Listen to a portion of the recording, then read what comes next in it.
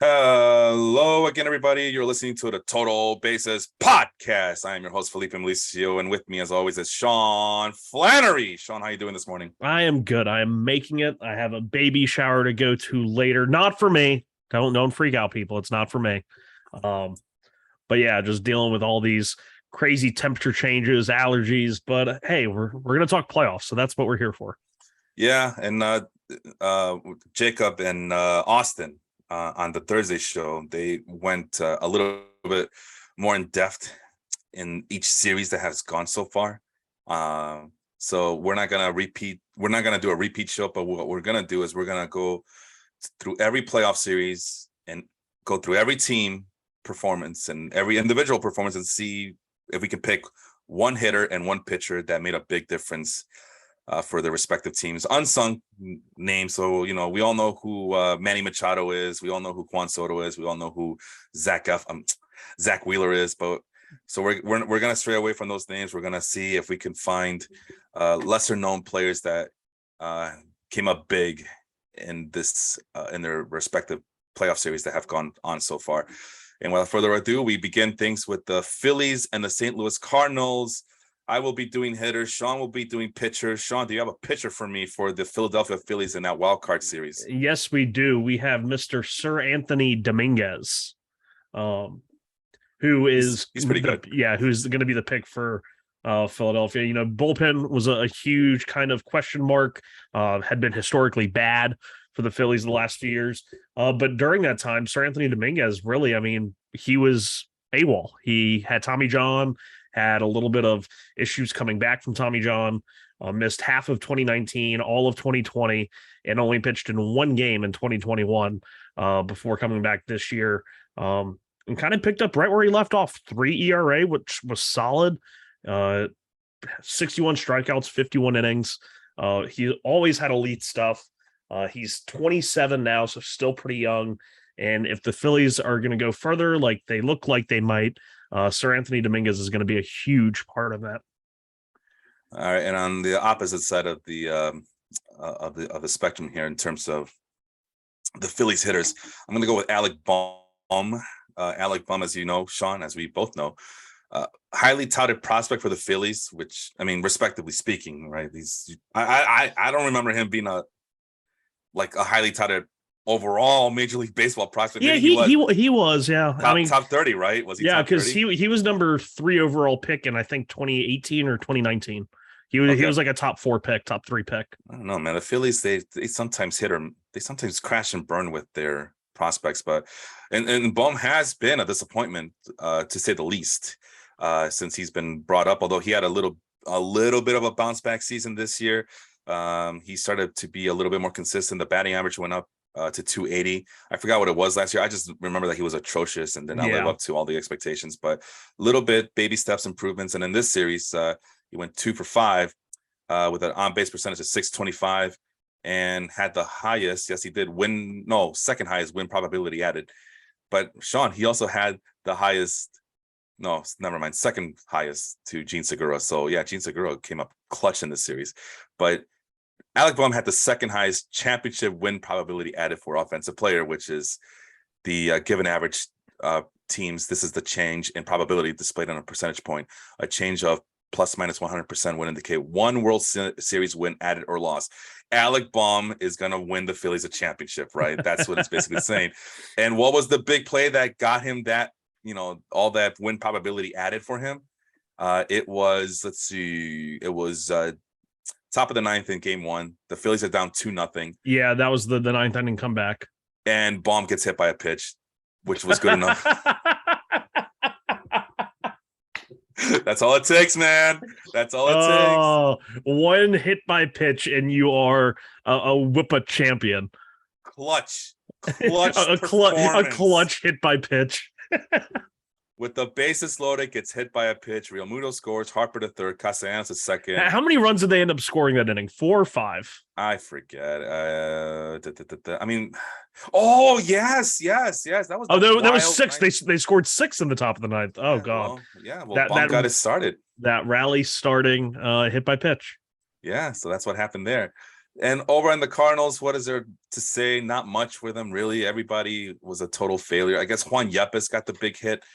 He went 2 for 5 in this series with a 400 on base percentage, a 1,000 slug, the highest win probability added as well of all the teams. And then for some reason, I got called out mostly by Melvin in our private chats because apparently I was been talking not very well of Juan Yepes, which I don't remember. I just thought that he was just a whatever low-level prospect for the Cardinals. But I mean, I did tell someone in a private message was asking between Juan Yepes and somebody from the Astros. I forgot the guy's name. And I told him, well, Juan Yepes looks like he's more of a quote unquote sure thing for this season. And the other guy seems to be more of a long-term project. So just go with Juan Yepes. And sure enough, it was a Jeremy Pena. No, it wasn't. It was somebody. No, it was lower than that. Lower than Jeremy Pena. Much lower. So I mean, these guys aren't. You might know who it is. I mean, I don't want to mention names. I'm saying like the Houston player. Yeah, no. I'm saying that you might know who this person is, but I don't want to mention that person since reasons. But I'm almost 100% sure that he was part of your 30 team league. Oh. So he had Juan Yepes and some Astros minor league player who. Do you remember who the Astros player was? I cannot. It's driving me crazy. I could, but maybe context clues. Maybe you can figure out whoever had Juan Yepes had a Houston Astros player that they had to drop for this season.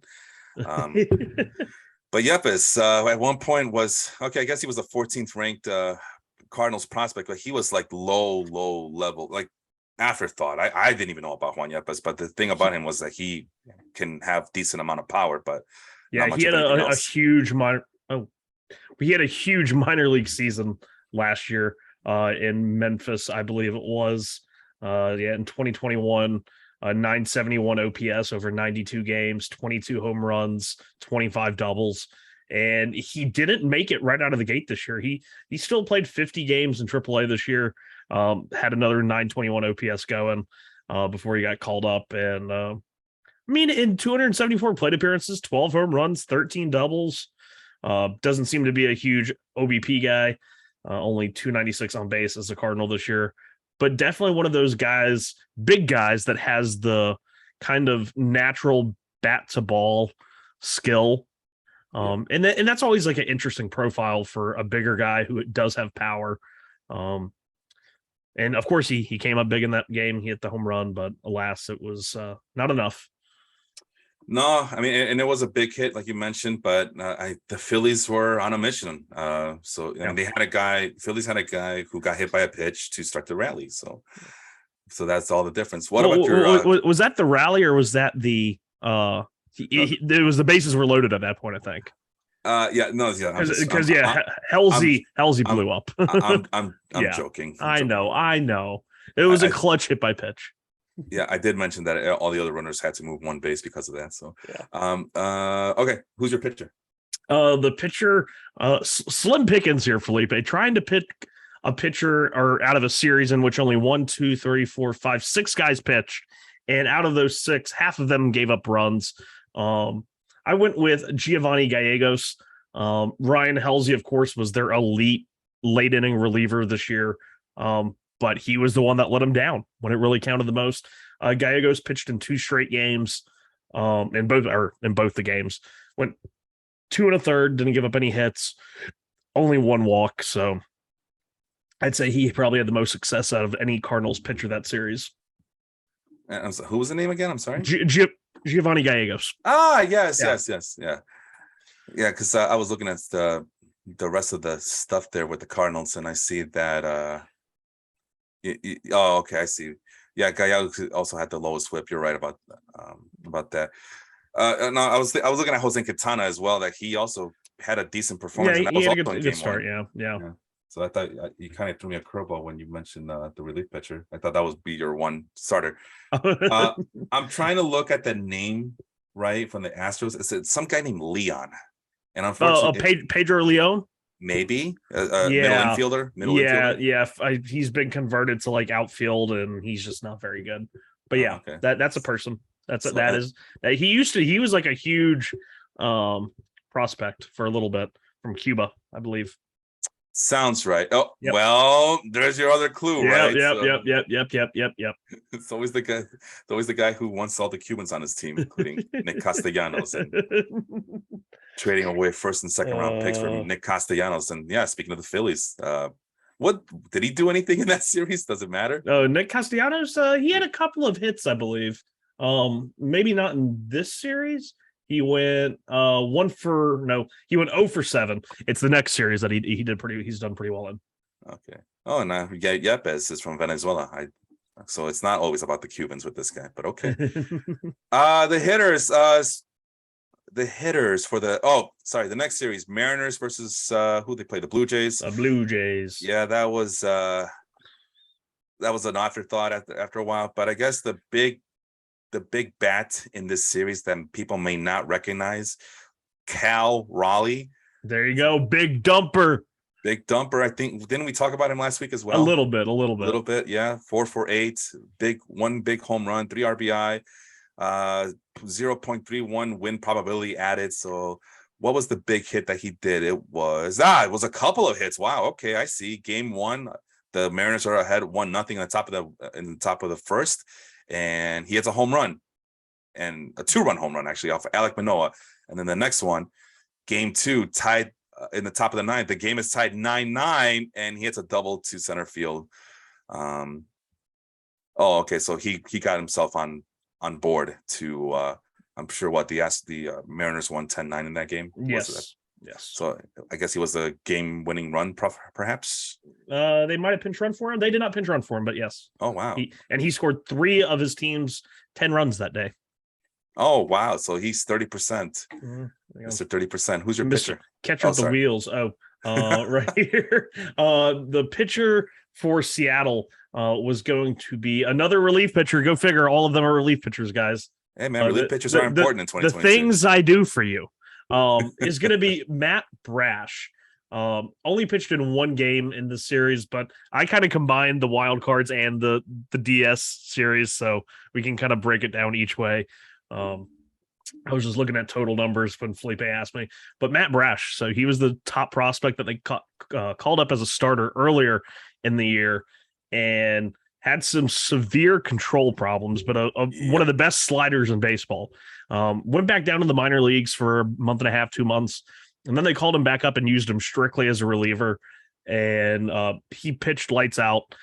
Came into this series, obviously pitched well enough to pitch himself back into the playoff roster, and that entire Seattle bullpen was very, very good, and a huge reason why they eliminated Toronto, and Matt Brash was a part of it. He pitched 1 game, got 1 strikeout this series. But yeah, Matt Brash. A special shout out to Angel Morales, who's up and early this morning out of Utah. He's not having the best of time in fantasy basketball. His nickname is Bad Luck Angel, and he actually has a pretty damn good team this year. He was a 2nd pick overall in this year's draft, so he got himself a really nice player to match up with his 3 keepers. Unfortunately, he's playing a guy who is scoring a lot of points this week, so the bad luck continues with this poor guy. My hitter. Matt Brash is a guy that Austin and I, when we were doing our projections this past off season, we looked at him like, hey, look at this guy. It kind of was the similar feelings that we got out of Spencer Strider. Like, hey, let's keep an eye on this guy. He might be something good. But Matt Brash was on the precipice of being that number 5, even number 6 starting pitcher. And I believe did he come out of spring training? Did you mention that already? He was still a starter at that point. Made his first start at the major league level. Oh, maybe. Okay, so he pitched 5 1/3 on April 12th. So okay, so yeah, so I guess that would have been the club. Yeah. And unfortunately, for all the reasons you mentioned, he was picked up on a lot of my leagues, so I didn't get a chance to pick him up. Plus, I think at that point the Mariners were going 6-man rotation. So yeah, that's okay. That sounds a whole lot more right now. So it's kind of hard to trust a guy, that will that you can count on in the first couple of weeks in fantasy baseball, especially if you're playing in crazy leagues like ours where it's either weekly or semi-weekly. so you don't know when he's going to be penciled in as a starter. But yeah, he was taken up, and for all the reasons you mentioned, and unfortunately you mentioned the control issues, and that kind of was his downfall. But yeah, he was somebody that we were keeping an eye on because we kind of like what the projections had said about him and everything else that went with being Matt Brash. My hitter for the Toronto Blue Jays, Sean.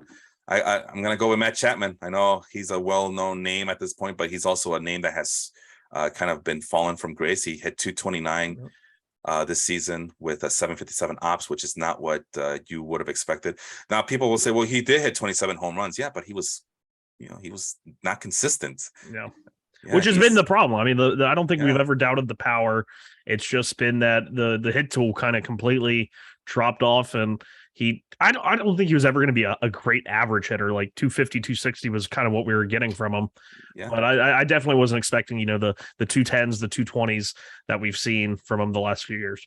Yeah, and it's just really disappointing because he would probably be one of the best all-around third basemen in all of baseball if he could just be more consistent offensively. I mean, I guess he is consistent. He had 27 home runs last year. He has 27 home runs this year, but his strikeout rate did drop, but it's still above 25%, which is always a red flag for me. But it did drop from, let's see here, what the hell am I looking at? Are they? Oh my God, they're including playoff numbers, aren't they? Fangraphs is. Oh yeah, on their the yellowed out one. Yeah. That's their playoff numbers. Oh, that's new. Okay. No, they've had that. Really? This is the first time I'm seeing this. Yeah, during the playoffs. Yeah. Yeah, it must be my settings that are always defaulted to just the regular season numbers, and well, they turn them on their end, but you can turn them on your end at any time, right above the little. There should be a little postseason. You click on that, and it'll drop down their postseason numbers. Which I did click on that, but the 2022 playoff numbers stayed intact, so that's kind of wild. But here it is: in 2020 and 2021, Chapman went over 30% strikeout rate. And then this year he went to 27.4% strikeout rate. So there's little improvements. Progress. But still, some progress. The on-base percentage went up, but only to 324, which is not what we would expect from a guy with Matt Chapman's talents, I guess. Yeah, it's kind of the profile, and I hate to say this because I really like Matt Chapman, and I think he has the potential because he's had like high walk rate seasons in the past. I'm looking at his reference page, so I couldn't tell you what his walk rate is. Felipe, if you have his Fangraphs up, let me know. It's always double. It's been double digits the last. So it's kind of, you look at the end numbers and you see something that appears very much Javier Baez. But then Javier Baez, I don't think can give you that kind of walk rate. No. I'm saying outside of the walk rate, but like at the end result numbers, the average, the on base, the slug, and the plus defense. It's just I always expected so much more from Chapman after his 2019 season. Really, I mean, both 2018, 2019, which are kind of we see now career years, more than likely. Because he was so good, and it's like you hit 36 home runs in the Coliseum, and you're like, if only he could get out of the Coliseum.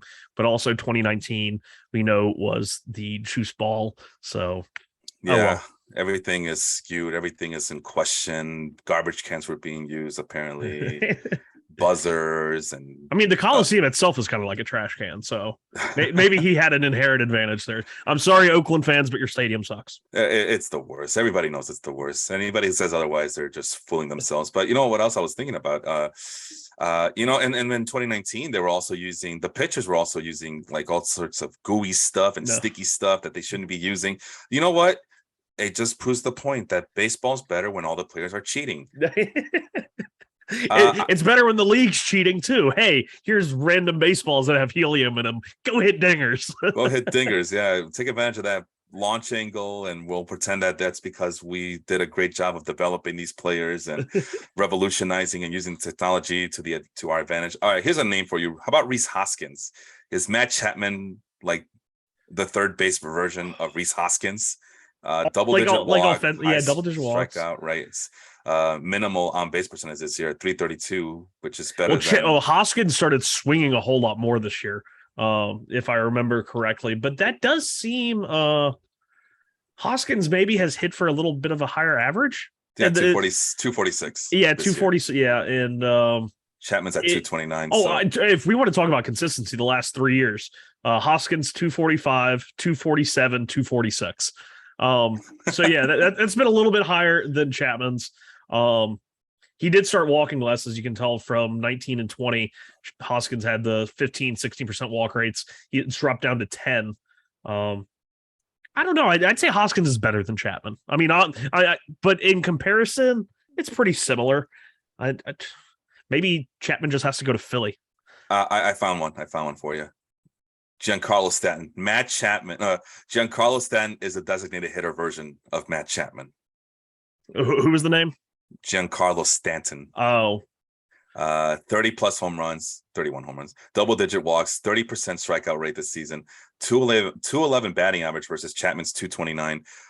Much lower on base percentage, but let's see. What about the WOBA? WOBA's at 327 for Stanton and 331 for Chapman. Wait, what the hell is that? Yeah, that is a WOBA. What's this other one? That's the expected WOBA. I don't want to know about the expected WOBA. And now I lost my spot. 115 WRC plus for Stanton, 117 WRC plus for Chapman. And of course, Stanton gets penalized for not fielding, but that's why I said Giancarlo Stanton is the designated hitter version of Matt Chapman. But yeah, Matt Chapman in this series 3 for 7 with WPA of 0.08. So it's the most minimum of efforts here by Matt Chapman, and his big claim to fame. He is on the top 10 plays of the series, Sean. Game 2, bottom of the 9th, Blue Jays down 10-9 with 1 out. He takes a walk from George Kirby. So we have a clutch walk and a clutch hit by pitch. Is that not clutch, though? These are some exciting playoffs right here. Yeah, and a game of that was 10-9. A walk is able to make a 10 play, statistically speaking. But, everybody wants to know about that clutch factor, clutch this, clutch that. All of a sudden, everybody's driving manual shifts and transmissions. And anyway, who's your 7th gear here on the Toronto Blue Jays pitcher side of things? That was going to be, and once again, an absolute cluster because they did not pitch well that series. But I went with I picked 2 names, and then Felipe picked one out of the hat, and that was Yimi Garcia. Yimi Garcia and Adam Simber was the other guy. They're the only guys that didn't give up runs. Zach Pop only got 1 out, but he didn't give up a run. And Trevor Richards, the nasty changeup from the Miami system from all those years ago, but he went 1 inning as well. But Yimi and Adam Simber both appeared in 2 games. They didn't give up a run. Yimi gave up 1 hit, also had 1 strikeout. And at least they weren't Anthony Bass, who for the 2022 playoffs has a infinity ERA, recorded 0 outs, gave up 3 hits, and all 3 came around to score. All right, let's move on to the Padres and the Mets. Oh, boy, I'm sorry. Sorry, Sean. Yeah. Well, obviously the big name here, the guy who showed up big for the Padres was Trent Grisham. Yep. He went 4 for 8, 2 home runs, 3 RBI, 2 walks, 1917 ops. Yeah. This is a guy who hit $1.84 batting average this season, but he showed up big in this playoff series. It's always those unknown names, man. That's why I'm doing this. And let's see, he shows up two times in the top 10 plays. Game 3 was a big one. Both of them as home runs, I'm assuming. No, hold on now. Game 3, top of the 4th, the Padres already up 2-0. And there's a runner on second base. He hits a single to center field, and Ha-Sung Kim scores. And then the other one was probably the home run. Guess it was. Game 2, top of the 3rd. Trent Grisham off Jacob deGrom. Whoa! Mm-hmm. I forgot about who was pitching. I remember the home run. He took both Max and deGrom deep in back-to-back games. Then he had that RBI hit in Game 3. Well, based on this sample size, clearly Trent Grisham is better than both of those guys. Trent Grisham rakes, man. It's I'll always like Trent Grisham, and he was just so bad this year that I just I got to the point where I was like, okay, I'm not in on Trent Grisham anymore. Yeah. And then he goes and he just strafes us in the playoffs. Well, I mean, you look at the 3 guys that had over 1,000 OPS in that series: Yerkson, Profar, Austin Nola, and Trent Grisham. Yeah, those were the guys that killed you. Manny Machado didn't kill you. I mean, he had the 1 home run. Juan Soto, had 4 singles. But you held them in check. Josh Bell didn't do much. He had one home run in the first game. That was it. But then you got absolutely knocked around by Trent Grisham, Ha-Seong Kim, Austin Nola, Jurickson Profar. Like, oh my God, that was the worst part of that, but about that series. Yeah, that's usually what it comes down to. I mean, this is where the inspiration to this exercise comes from. When I was a young fan, Sean, back in the 90s, in 1992, I guess it was the Braves versus the Pirates in the National League Championship Series. And so we got some big names, right, Sean? You remember? I'm pretty sure you're young, but I'm pretty sure you remember those '90s Braves teams, right, with the big name pitchers, the big name hitters, and even in '92, that was the year Barry Bonds was on the Pirates, Doug Drabeck, Andy Van Slyke, Jay Bell, Jeff King, all these big names, right? And every damn time this one guy, this pesky little pissant of a player would go up and hit. I think it was Tim McCarver just couldn't stop talking about him just constantly. And that guy was second baseman for the Atlanta Braves, Mark Lemke. Oh, Constantly talking about how great Mark Lemke is and how amazing he is and how clutch he's been in the series. And I don't know if it's true or not. I've never to this day have looked into that 92 National League's NLCS, I should say. Because I remember Mark Lemke in the regular season, he wasn't all that. I mean, he was a solid second baseman defender and whatnot, but to McCarver used to just glowingly talk about him. So maybe, you know what? Maybe today's the day. I'll do that while you talk about your Padres pitcher. Who's your Padres pitcher here? Padres pitcher. This was probably the one that was hardest to do, but for the right reasons. And that in their two series so far, they've gotten great relief pitching. I mean, everyone that has come out of their bullpen up until kind of the last couple games has done really well. But the one I'm going to have to go to here, I really wanted to do Robert Suarez, the man of the 100-mile-an-hour fastball. But I'm going with Nick Martinez. He has, I had all of his postseason stuff right here. So far, this is his first time in the playoffs. And in the postseason so far combined, as a relief pitcher, he's gone 11 innings, which is kind of absurd for a relief pitcher. He pitched 2 2/3 in the wild card, 2 1/3 in the NLDS versus LA. Gave up no runs, struck out 3 against LA. And so may I add that Martinez was a starting pitcher for the Padres for a little bit here this season. So he did. I want to say he had a couple of. It wasn't really like openers, but he did start, I believe. Yes. No, he did. At the beginning of the season, he was starting every 5 games for the Padres before they realized that he probably is better off. And I think they were trying to give some time to Mike Clevenger. And maybe even give the Nelson Lamet some starts as well, if I remember correctly. Okay. But Martinez was definitely a part of the 5-man rotation until they realized that he might be better off in the bullpen, which turns out smart call by the Padres. Yeah, and he's only continued this run of excellence in the playoffs against Philadelphia. He's gone 6 innings, allowed only 1 hit in 3 games. This isn't just like 1 game started. But yeah, 6 innings, 1 hit allowed, no walks, 8 strikeouts. So you're looking at, I feel like one of the better relief pitcher playoff runs. And unfortunately, it's probably going to end soon with Philadelphia up now 3-1. But he's appeared in 7 games, 11 innings, only 3 hits allowed, 1 walk, 3 hits, 1 earned run, 11 strikeouts. Really good postseason for Nick Martinez, and he deserves it, kind of being the 31-year-old nobody who hasn't pitched in baseball since 2017. Yeah, great story there. And also, I was going to say, to clarify, Sean saying 3-1, the Phillies at this moment are 1 game away from the World Series. They are leading the San Diego Padres 3-1. Not that they're playing right now and their Phillies are up 3-1 on the score here. No, it's 3-1 Phillies on the precipice of making it into to the World Series. Okay, 1992, right? Really quick. Mark Lemke in that series versus the Pirates, 7 for 21 with a double, 2 RBI, 5 walks, 3 strikeouts, 333 batting average, 462 on base percentage, 381 slug, and a 0.09 WPA. So I don't know where this guy was, but I swear to God, he was just constantly talking about it. Maybe he was the David Eckstein of 1992. Yeah, and people World Series MVP David Eckstein. Maybe it was in 91 where McCarver fell in love with him. So 91, the Braves were Braves and Pirates, same 2 teams, also in the playoffs in the National League NLCS, and I don't see Mark Lemke's name anywhere here. So, all right, so maybe it's just 92, but there he is, Mark Lemke. No, not as good of a NLCS as maybe it was a World Series, but anyway, Lemke was not a very good player that season. What did he do that season? And I'm see, when you get me on these rabbit holes, 227 batting average, 611 ops. Yeah, So, he was not good. I looked up the numbers when you were talking about him, and that was, yeah.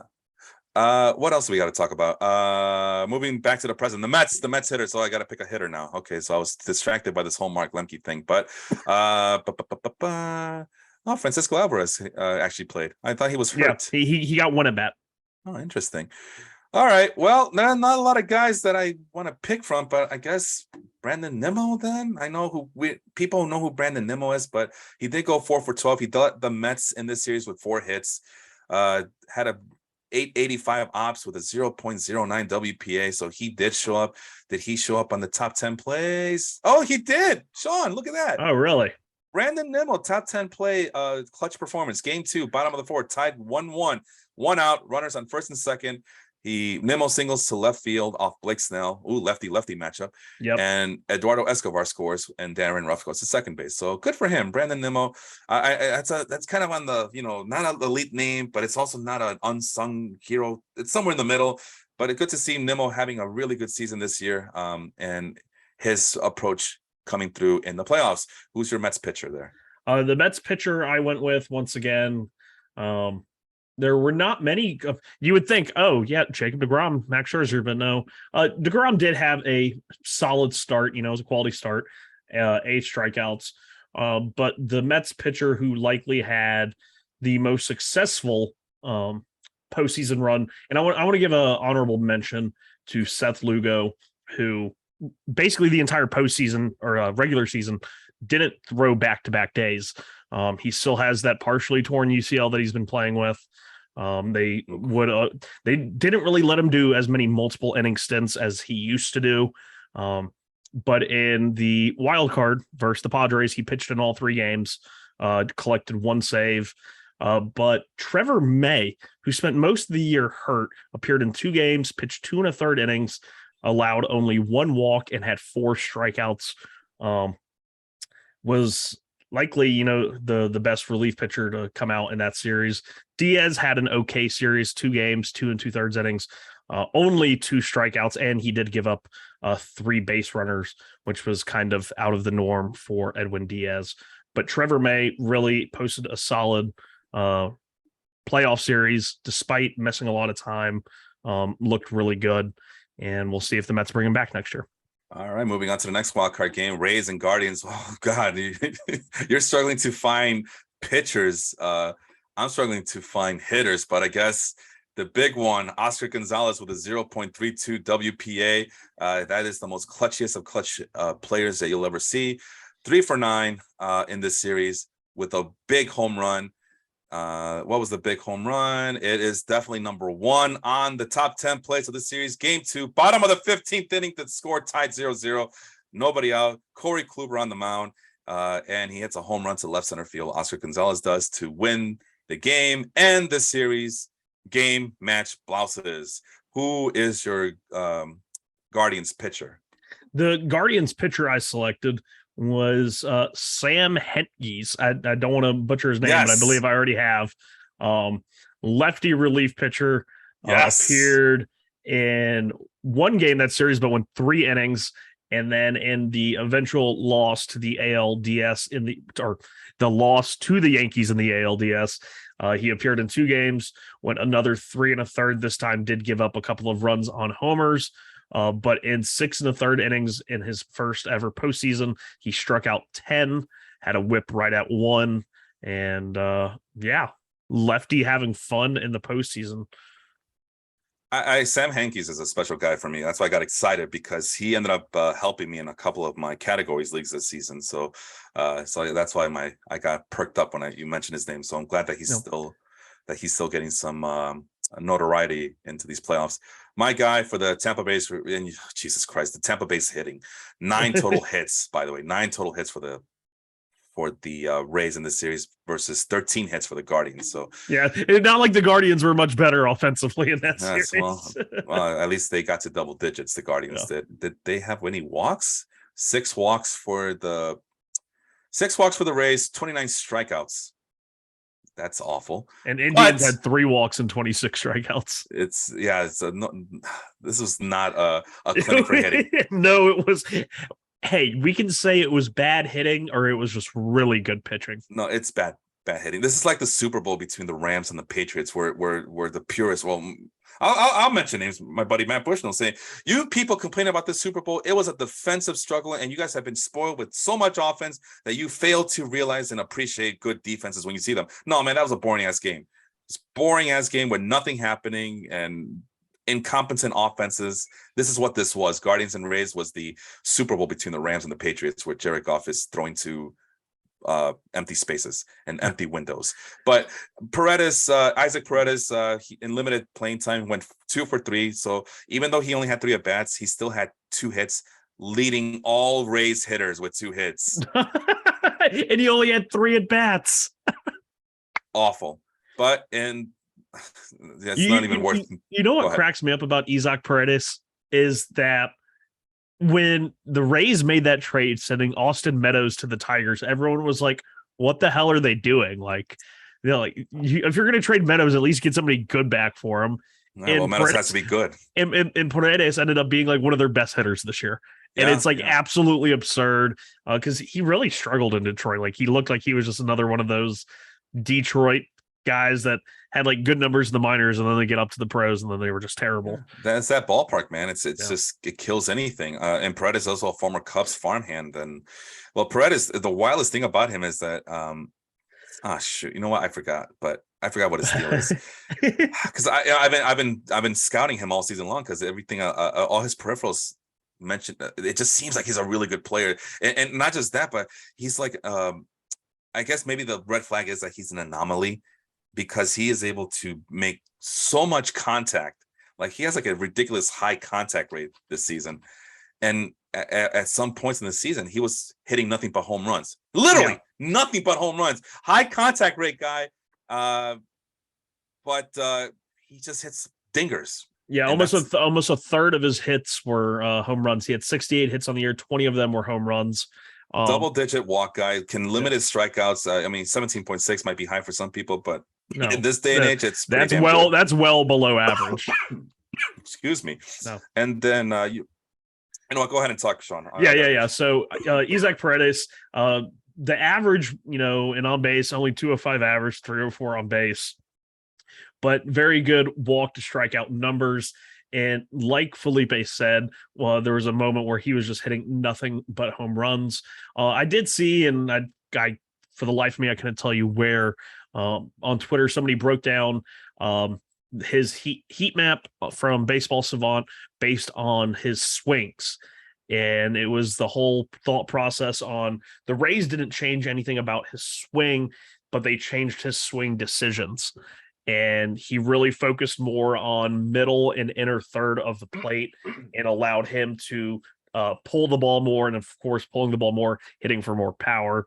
That was Isaac Paredes, who was a really interesting semi-success story. Like, I don't know how necessarily to describe his season with the Rays. Because it is zany. I mean, you mentioned it, that they were telling him to be more selective, but he was already a patient hitter to begin with. He rarely swings at bad pitches. This year he posted a 39.8 swing rate, which that's ridiculous amount of patience. And usually those patient guys, they have low contact rates because they don't swing at much, so they have less opportunities to make contact. Well, not this guy. This guy, 76.8 outside the strike zone contact rate, 85% contact rate overall, and he. But he's only hitting 205. I mean, you would think that would, at worst, he could be like, I don't know, Ben Zobrist or someone. I don't know. Yeah. So with Baseball Savant, he was in the 95th percentile in chase rate. So really not going out of the zone, and 90th percentile in whiff rate. So like you said, he made a lot of contact, which is weird because you would assume, hey, the guy who is making a lot of contact isn't going to be the guy that's hitting for a 205 average. but 205 average. he just didn't hit the ball very hard. Yeah. And it wasn't like a huge fly ball thing. I'm assuming he got killed by the shift because he did pull the ball a lot. He never went opposite field. This is the weirdest profile. And, so 205 batting average, 230 isolated power. Okay, so he was only shifted on 15% of the time, and he actually performed much better when he was shifted on. So very weird, but you can kind of see the makings of possibly some future improvement here. Was great defensively in multiple spots for the Rays, and of course they love their versatility. So a possible piece here, definitely a possible piece. It is the weirdest thing ever. Who was your Rays pitcher? Do you have one? The Rays pitcher was Garrett Clevenger. And Clevenger was a guy they poached from the he spells it differently, and I'm trying to pull up his name. I was gonna say no relation. Yeah, no relation to the one that got bombed last night, but another lefty relief pitcher. They got him for basically nothing. I want to say the Dodgers had DFA'd him. Let me look. No, they traded him for Herman Tapia. That was a deadline deal. And this past season, and Garrett Clevenger, once again, if the Rays ask you for somebody who's a random guy in your system, take a second and just stop yourself and be like, okay, what did they see that we don't? Garrett Clevenger was awesome for the Rays this year.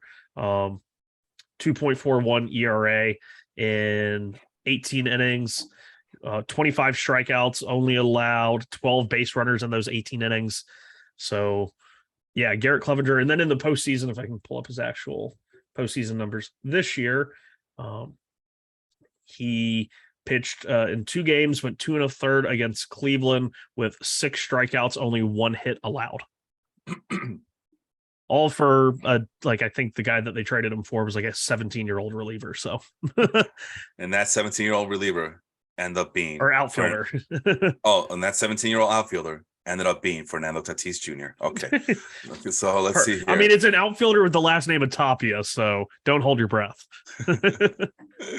On to the division series, the Padres and the Dodgers. Obviously, the Padres won that series. The big bat in this one was Jake Cronenworth. Listen, guys, if you didn't know who Jake Cronenworth was before this playoff series, you definitely know his name now. At least Dodger fans finally know who he is. 7 for 16 in this series versus the Dodgers. The highest WPA. Win probability added 0.47. So he basically was close to 50% of the reason why the Padres were able to advance. And of course, number one, he got the number one top hit in this series, game 4, bottom of the 7th, tied to 3-3 with 2 outs, runners on 2nd and 3rd versus Alex Veja. Single to center field. Kim scores, Soto scores. Cronenworth said, "Oh, was this the game where Soto was given a free pass to steal second base, and he kind of waddled his way over to?" Oh, I have no clue. I watched absolutely 0 games of that series because it was so late at night, and I just had no I don't want to watch the Padres beat the Dodgers after they just beat the Mets. Yeah. Oh man, I can't. I want to say that is the game, but I'm having doubts with myself. But yeah, there was a game where Soto basically waddled over to second base because of catcher indifference, and that listen. I know there's 2 outs. You don't want to risk throwing to second base, and then Kim scores that way. But either way, Soto ends up scoring anyway, and the Padres advance, and the Dodgers don't. It's like, wouldn't have them been just like a really awkward stare off? Like he acts like he's going to run down the second base and just stops, and then the catcher doesn't throw it, and catcher's just looking at the runner on third, and you're just like because the ball's live, you can't call time with him in the middle of the base path. Like that rookie of the year here again. What's going on? Like Soto if he just stopped and stood there, what happens? That's what I want to know. What happens? All right. Who's your pitcher for the Padres there? Kind of would have gone Nick Martinez again because I was just looking at total overall numbers. But for this series, I'll think quickly. Josh Hader, 3 games, 3 1/3 innings pitched, 1 hit, 1 walk, 6 strikeouts. Josh Hader's back, people. It's kind of wild, but he's back. Yeah, I was gonna say the reclamation project known as Josh Hader. I'm surprised he didn't go with Robert Suarez though, because apparently nobody in MLB tonight's panel that night knew who this guy was in the series. So, like, this guy came out of nowhere, and we're like, oh well, we did talk about that already in the previous episode where Austin and I were like, all we heard was Robert Suarez this past off season before the Padres decided to trade everybody for Taylor Rogers. It seemed like, but anyway, that's a good one. Josh Hader, reclamation project. It looks like he is in a comfortable place, and maybe the Padres. Maybe this is the off season, Sean, where he finally gets that long-term deal that I'm pretty sure he's been wanting this whole time. So we'll see. We will see. Not a lot of names for the Dodgers, even though they did get 30 hits in this series. It was basically the same guys over and over again who were hitting. Everybody else was just kind of disappeared. Just trying to find a name here. A good name that no one would know about, but I guess I have to go with Max Muncy. We're going to do reclamation projects. Max Muncy hit $1.96 his 2022 regular season campaign with a 713 ops, well below what we're used to seeing from him. I don't know if it's anything to do with the elbow surgery he had to undergo this past offseason or what, but he did show up in this one. 286 batting average, 375 on base percentage, went 4 for 14 with a home run and 2 RBI. Did his name show up on the list here? And I don't see him here, but like I said, he did hit that one home run in that Padres series. So if the Dodgers lost, it wasn't his fault. And who is your Dodgers guy? Dodgers. Oh, you want to take your guess? I was going to say, I don't know, Tyler Anderson. No, another relief pitcher. I'm just doing nothing but relief pitchers here, guys. Oh, it's Evan Phillips. Appeared in 3 games, 3 1/3, 1 hit, 1 walk, 6 strikeouts. Evan Phillips was kind of a lot of people. I doubt you heard much about him this year, unless you were a Dodgers fan or you just play crazy fantasy, baseball like we do. So he pitched in 64 games, 63 innings pitched. 77 strikeouts in those 63 innings. He had a 1.14 ERA. Was absolutely absurd. The most consistent relief pitcher in their bullpen this year. I will give a little shout out to both Alex Vesia and Yency Almonte. Yency had a appearance. I think he ended up giving up 2 runs in 2 1/3 innings this series. But in one of those outings, he had like 4 or 5 strikeouts because he struck out 6 in those 2 1/3 innings. I just don't know how it came to be. But yeah, Evan Phillips continued his great regular season and parlayed it into more of the same in the playoffs. It just wasn't enough to get his team to the next round. Yeah, people were mad. I think it was game 1. Yes, it was game 1 where Dave Roberts pulls off Julio Urias after 5 innings, and he brings in Evan Phillips, and people are pissed that they're not going to get a chance to see more of Julio Urias in that game. Like, what are you doing? Why are you babysitting him? Why are you doing this? Why are you going to the bullpen? You're overthinking it. Why are you putting some bum-ass relief pitcher? Like, do you not know who Evan Phillips is? Yeah, that's... What the hell is going on here? Anyway, that's my little rant. I'm going to switch it up on you. Let's go to the AL division series between Houston and the Mariners. And that's going to be a tough one for me because Jordan Alvarez dominated for the Houston Astros. But hey, Jeremy Pena. We talked about him a little bit earlier on this show. 4 for 16 in this series. But this big claim to fame was the gigantic home run he hit in Game 3, I believe. Game 3 to get the Astros into the American League Championship Series. In the top of the 18th, once again, Sean, late inning drama here. Top of the 18th, 2 full games have been played at this point. Game 3, top of the 18th, nobody on base. And the 6th pitch versus Penn Murphy. I didn't even know he was a thing. Sounds like a guy who would have signed the Declaration of Independence. Yes. Yes. Penn Murphy. Jeremy Pena hits a home run to deep left center field, propelling the Astros to a 1-0 victory and this series. So, yeah, that was a very close, tight games. All 3 of them were. But the Astros, you could tell that the resolve and their experience showed up big time against a very young, unproven Mariners team. What about you? Who's your Mariners pitcher? Or your Astros pitcher? Sorry, Astros pitcher. The Astros pitcher I picked was Brian Abreu. Appeared in all 3 games. A really former, top prospect, diamond in the rough. Always had some control issues. I believe there might have even been a suspension in there somewhere, but always had what was considered elite level stuff This year, he kind of finally put it all together. 60 innings, sub-2 ERA. I didn't realize he pitched that much in the regular season. But versus the Mariners, 3 1/3, only allowed 2 base runners on a hit and a walk, 6 strikeouts. I would like to give an honorable mention to Luis Garcia. I didn't watch all of that 18-inning game because I'm not a masochist. Yeah. But the outing from Luis Garcia to come in the 13th inning. Oh, yeah. And pitch 5 innings out of the bullpen. Amazing. Only gave up 2 hits, 6 strikeouts. That was honestly one of the most impressive postseason appearances I've ever seen in history. I mean, even like reading like that to me is up there with some of the stuff that Madison Bumgarner did. Because just the stakes of that series as well, too.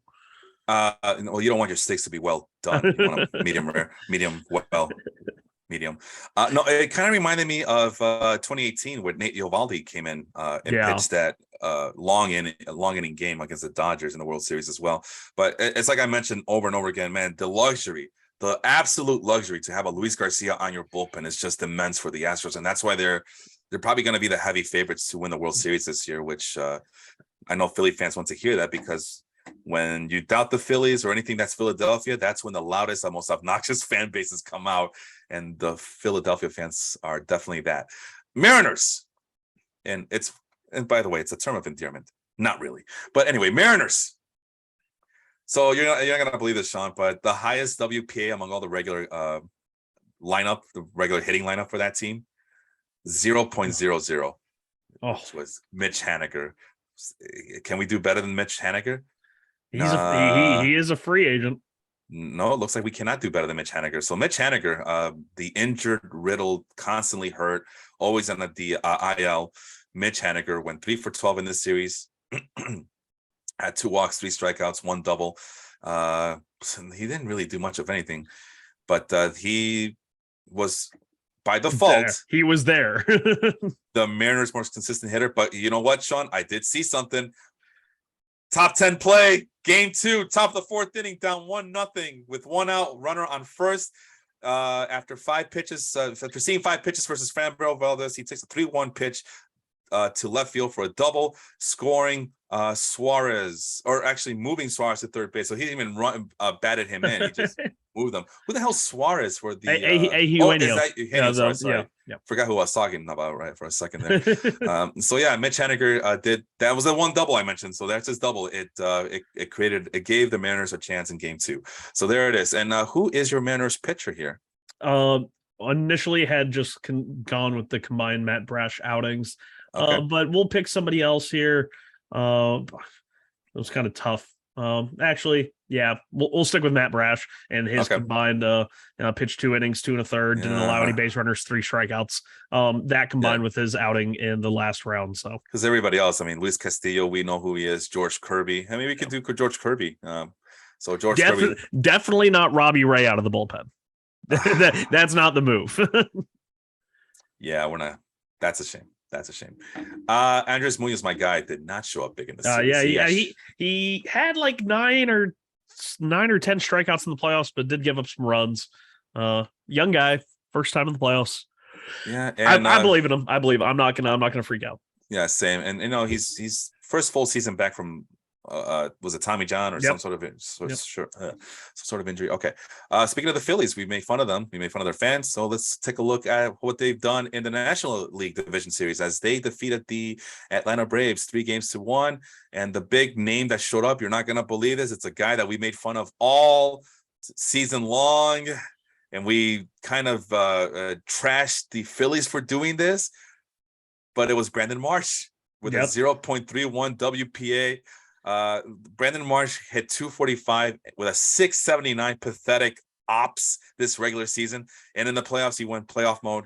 It was only 2 for 8, but those were some big 2 hits, including a home run with 3 RBI, 2 walks, 4 strikeouts. And let's go to the top 10 plays. Where does his name show up? Yep, number 1. Game 4, bottom of the second, Sean. So it goes to show you that even in the early stages of the game, the runs you score are just as important as a late inning drama that everybody wants to see. But game 4, bottom of the second, tied at 0-0, 1 out, runners on the corners against Charlie Morton, the great Charlie Morton, Uncle Charlie and his curveball.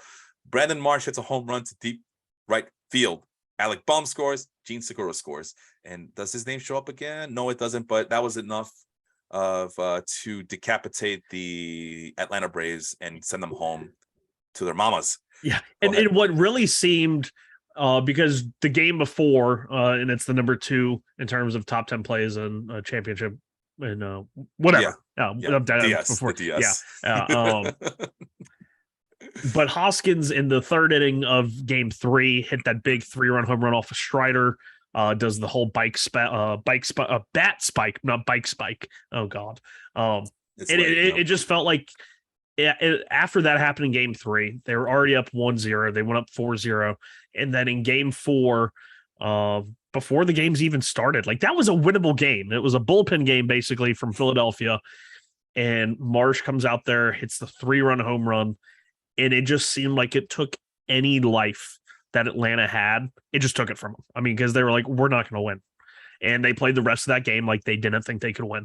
And it was pretty obvious. So pretty like not only just in terms of the math and the win probability added from Marsh, but kind of the emotional just release both for the Phillies and the burden for the Braves was kind of evident in that play.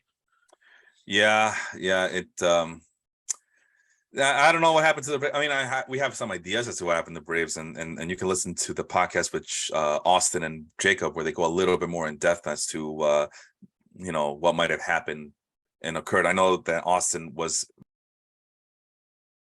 Oh shit! Does that mean that we have to? No. Go. Okay. I know Austin and Jacob were talking about how they look flat against the Phillies, especially in Philadelphia, and that they didn't want to be there. So there's those intangibles that people like to discuss and talk about. Bottom line is, Phillies showed up, the Braves didn't. It shows up in the numbers. And let's look at the Braves. So who did show up for the Braves? We have Matt Olson and Ronald Acuna at the top of the list in the WPA, but those are some decent names. We all know who those guys are. I guess I'll just go with an old favorite of ours, Travis d'Arnaud, who went 6 for 16 with 3 doubles, 2 home runs. I guess the WPA negative 0.02. Oh, he struck out. He struck out. He was the last out of that series, so I'm sure that was like a big knock on it. Yeah. Oh, okay. Here we go. Because what can be worse than making the last out in the game? Like. But he does show up, and maybe the stuff that he was doing was kind of meaningless, but he did have a top 10 play here. Game 1, bottom of the second, down 2-0, nobody out, nobody on. The second pitch that he sees from Ranger Suarez hits it to deep left center field for a home run. So the Braves are up and running in that series, but they would ultimately lose 7-6 in game 1. Who's your Braves pitcher? Do we have any bright spots there? Yeah, we were talking just before the show started. Every single pitcher that made an appearance in this series gave up a run except Kyle Wright and Jackson Stevens. Kyle Wright, of course, had the great regular season with almost 20 wins. No, he had 21 wins. Okay. So we went with Jackson Stevens, right-hander. Kind of a nice comeback story. Been out of baseball, the majors for a while. 2 innings, 1 hit allowed, 2 strikeouts. Everybody else gave up 1 run at minimum, including guys like Raisel Iglesias, who was clutch for them down the stretch. Kenley Jansen, Dylan Lee, Colin McHugh, AJ Minter, all ran into run problems during that series. Yeah. All right. We got 1 more series to go. That's all the time we're going to have this morning. We're going to miss out on the league championship series, but you know what? It's still in progress, Sean. So it's fine. And then we got the World Series to go. I don't know what the next show will be about, but let's finish up strong here. We go to the Yankees and Guardians. Yankees win that series 3-2 in a very interesting series that was full of rain delays and Yankee fans being pissed off at the scheduling. And you know what? This just proves once again that all outdoor sports, professional sports, should just have domes. Just have domes already. Come on. Just do the domes. Just do the dome. It's a tough one, man. There's because the Yankees are a big name team with big name players, so it's hard to just pick one guy. But if we're gonna, okay, I got one. Harrison Bader, right? Remember that was the one trade for the Cardinals. Yankee fans were up in arms, like, why would you do that? Why would you trade Jordan Montgomery for some guy who's always hurt?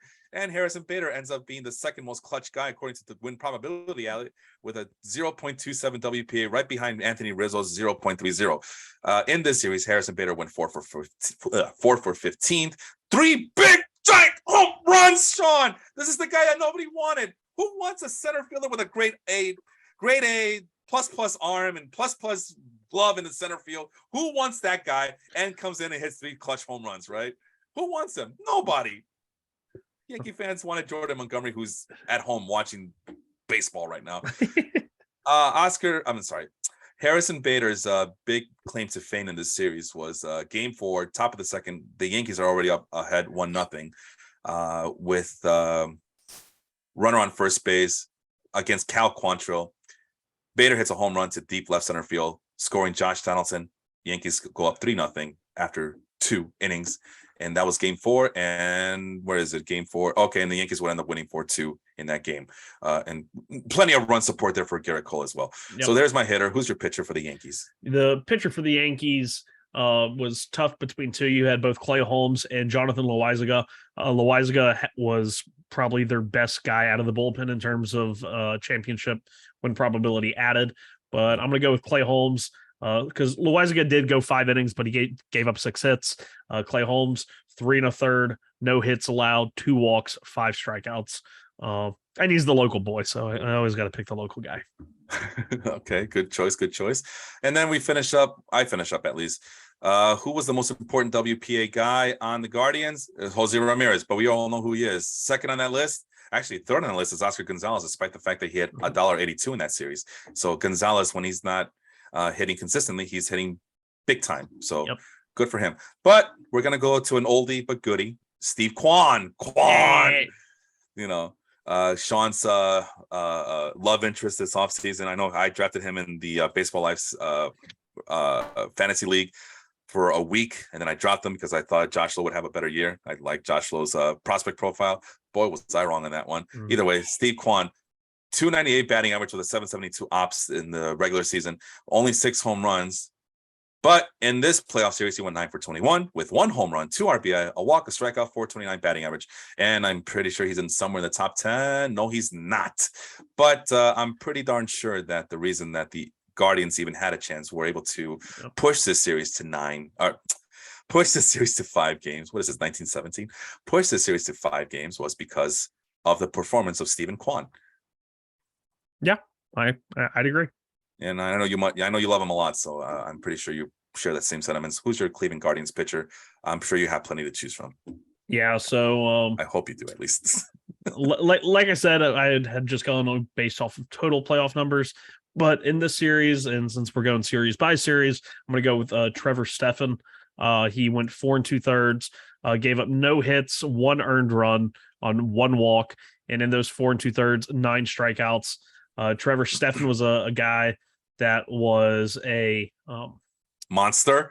Yeah, he was great this year. And it kicks me because I had been watching him ever since Cleveland picked him up from the Yankees in the Rule 5 draft.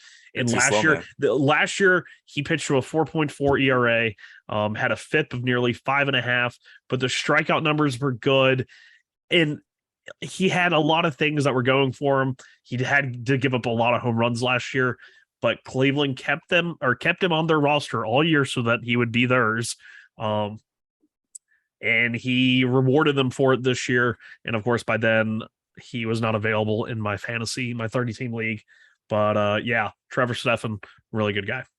Yeah, and I think I'm smiling from ear to ear because I know I got him in one of my leagues, and I definitely I want to say it was in the Baseball Life league, the categories league that we're in, and because I ended up getting both Sam Henge, a little bit of what do they call it? Shares of Sam Henges here, a little bit of share of Trevor Stephan there, and I'm looking it up right now on the Fantrax league just to double check. And I know we're running out of time, but just humor me for a little second here so I can be sure of it. And I don't see him. It was Sam Henges. I thought it was Trevor Stephan. So Trevor Stephan must have been in the other league then. But still, I mean, you couldn't go wrong with a Cleveland relief pitcher this season for real. I mean, they were just so damn good and dominant. All right, man. Thank you so much for doing this with me. I know you were short on time. I do appreciate that. Thanks for everybody who listened. Any last words from you, Sean, before I let you go? No, and I just hope the Astros win the World Series. Because I don't want the Phillies to win. I don't want the Yankees to win.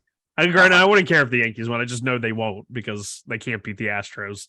And it's like I don't even have any. I hate the Braves more than I hate the Phillies, but I don't want to have to listen to Phillies fans next year. So, yeah, let's go Stros.